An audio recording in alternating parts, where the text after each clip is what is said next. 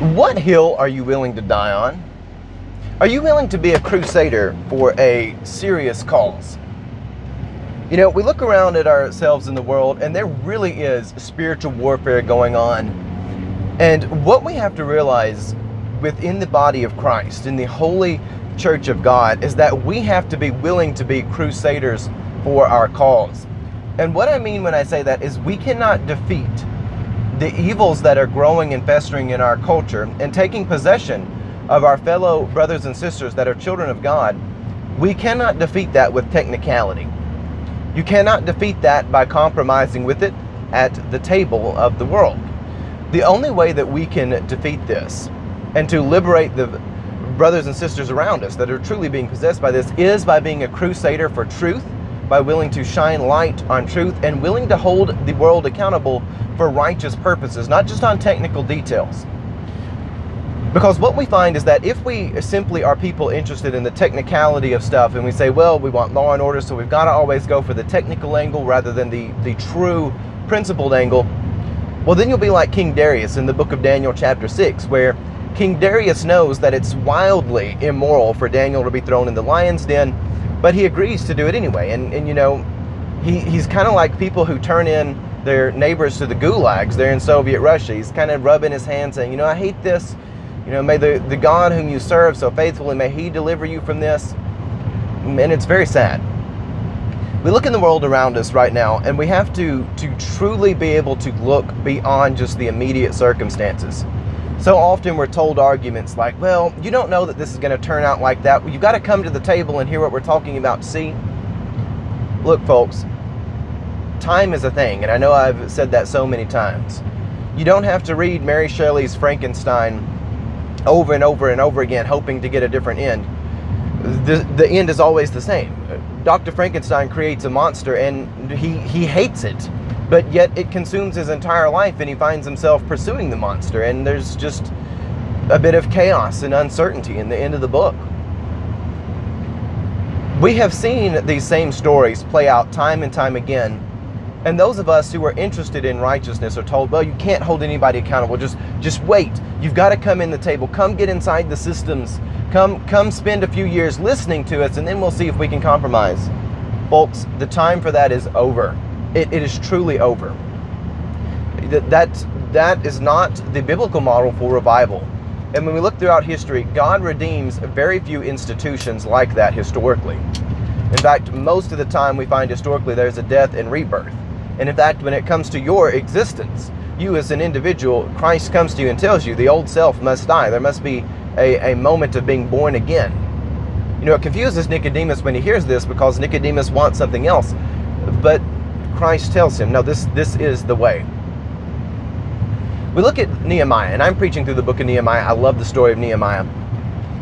Nehemiah is a crusader for holy and righteous principles.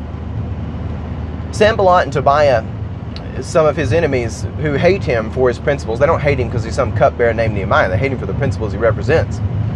When Nehemiah finds himself opposed by them, they come and they mock him, they get mad that he's rebuilding the wall. And Nehemiah ignores them to an extent. He doesn't give them too much attention, but he is aware of them. He's aware of them enough that he says, you know, you have no right here. And he's not saying that, and this is Nehemiah chapter 2 I'm speaking of, particularly towards the end of the chapter where Sanballat, Tobiah, and Geshem, the Arab, they come and they say, oh, you're rebelling against the king. You know, that's technically true, and they could have crushed Nehemiah under that premise because technically he is building a, enemy nation using the king's money. You could easily make that argument. And they could get Nehemiah on that technicality. But Nehemiah is beyond that. He says, you have no right here. And we in the modern day and age have been taught that rights are kind of technical things. They're arbitrated by governments. But Nehemiah is speaking about something which is a principle.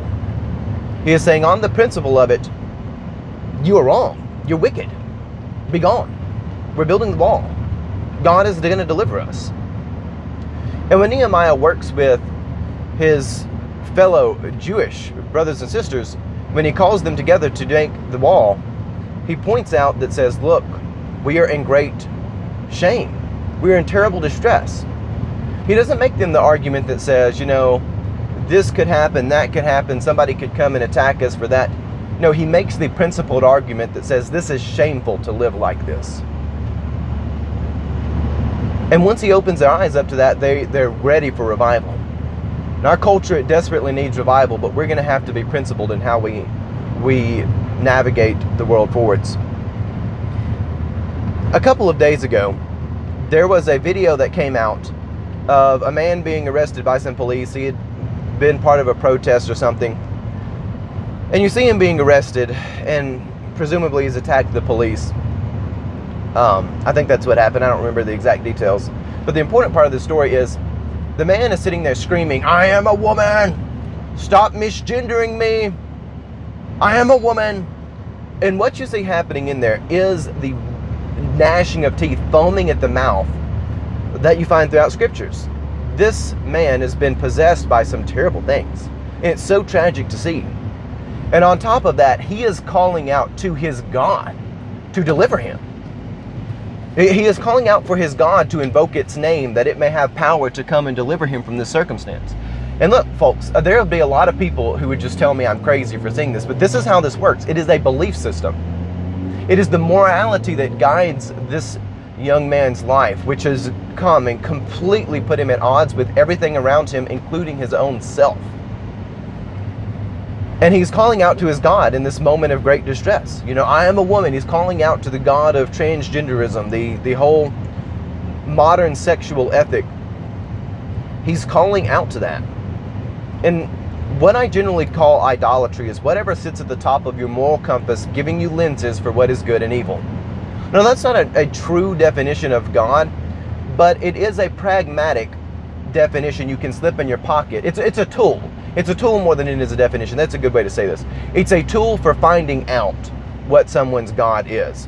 What is the thing which gives them good and evil? Just sort of like you might have a tool to find, you know, what volts are going on in your battery. You've got your little voltmeter. You can find out if you got 12 volts or not.